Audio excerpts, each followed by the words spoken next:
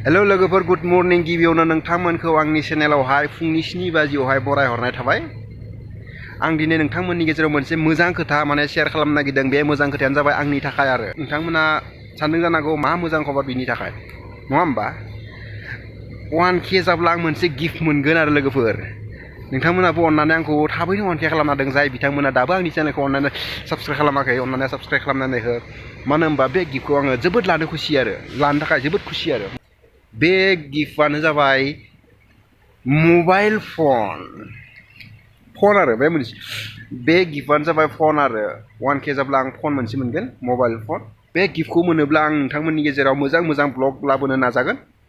नोंथांमोना अननानै थाबैनो आंखौ 1K खालामनानै होदों।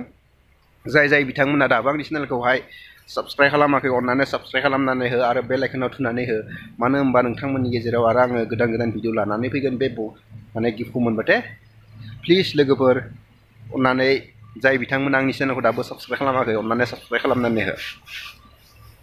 दिनैनि भिडिअआ बेखिनियानो। मानो होनबा नोंथांमोननि गेजेराव बेखौनो नोंथांमोननि गेजेराव शेयार खालामनो थाखाय भिडिअखौ लादोंमोन। बाय बाय लोगोफोर।